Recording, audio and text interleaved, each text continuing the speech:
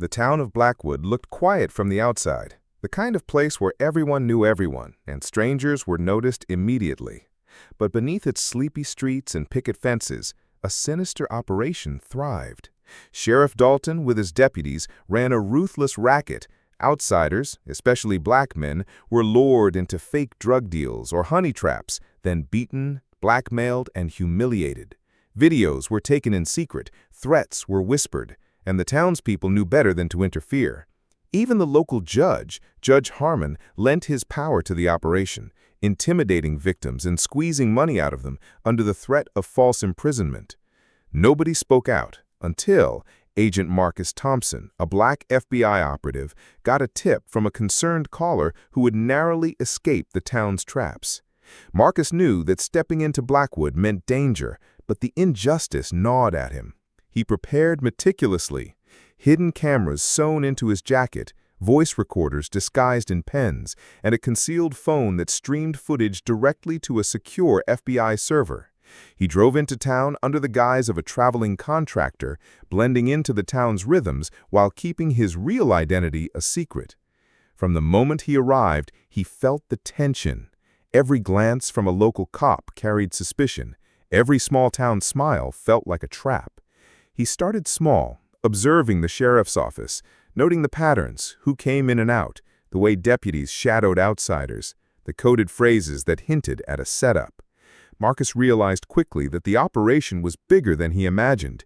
It wasn't just petty extortion, it was a carefully constructed machine of fear, with law enforcement and the judiciary working hand in hand. One night, Marcus witnessed a local bar sting.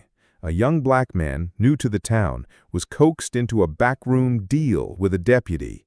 Cameras captured the conversation, and Marcus could see the fear on the young man's face as he was ambushed, beaten, and threatened with fake charges.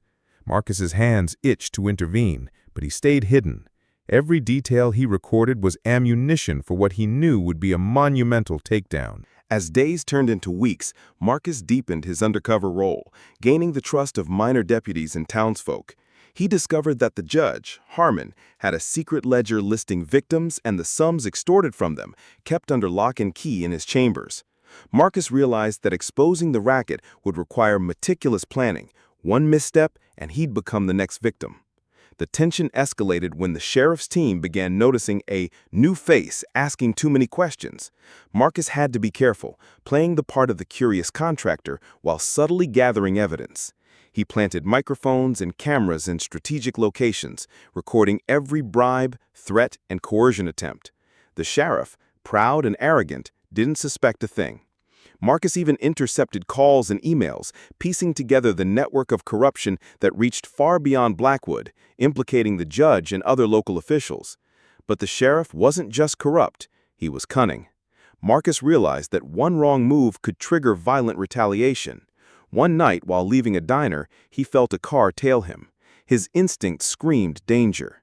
Using a combination of sharp thinking and subtle misdirection, he evaded them, realizing that the sheriff's paranoia was growing. It was a dangerous game of chess, each side maneuvering, each step potentially life-threatening. Then came the breakthrough. Marcus gained access to the judge's chambers during a staged inspection. Hidden behind a false wall, he discovered the ledger, videos of past victims, and detailed notes on every extortion case. This was the smoking gun. He carefully documented everything, photographing pages and copying video files to his secure devices. Every piece of evidence was irrefutable, enough to bring down the sheriff, his deputies, and the judge. But the climax of the first part came when a deputy cornered Marcus in an alley late at night. A brutal confrontation ensued, Marcus barely defending himself, using his combat training to neutralize the deputy without lethal force. The incident left him shaken, but confirmed one truth. The sheriff's operation thrived on fear, and fear could be turned against them. Marcus now had everything he needed to hit them where it hurt the most, but he had to act strategically. Marcus contacted the FBI headquarters with encrypted files, laying out every detail of the Blackwood racket. The FBI agents, stunned by the depth of corruption, coordinated a nationwide raid, but Marcus knew timing was critical. Acting too soon could tip off the sheriff and the judge, and innocent victims could be harmed. He continued his undercover work, feeding the sheriff small, fake leads to keep him occupied, all while ensuring the evidence collection was airtight. He also reached out anonymously to some of the victims, providing them with instructions to stay safe. Many were terrified. Years of manipulation had left deep psychological scars. Marcus reminded himself that justice wasn't just about punishment, it was about reclaiming dignity for those who had been stripped of it. The final act unfolded one stormy evening. The sheriff and his deputies gathered at the station for a routine review meeting, unaware that every word, every movement, every file they touched was being recorded.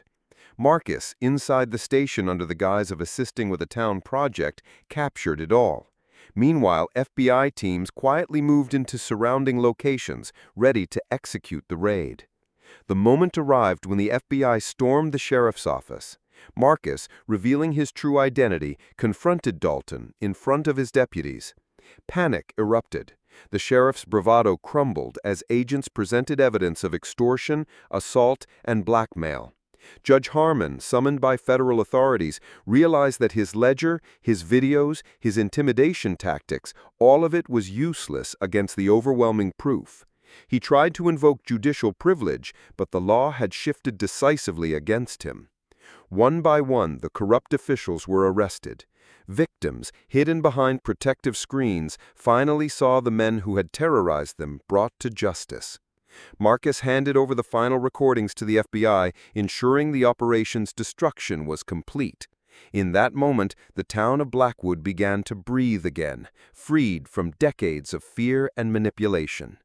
Marcus stayed long enough to see the immediate aftermath, local law enforcement being purged and replaced, victims reclaiming their lives, and the town's fabric slowly mending.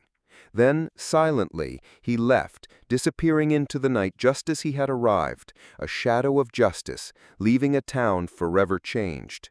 But the story left a lingering lesson. Power corrupts.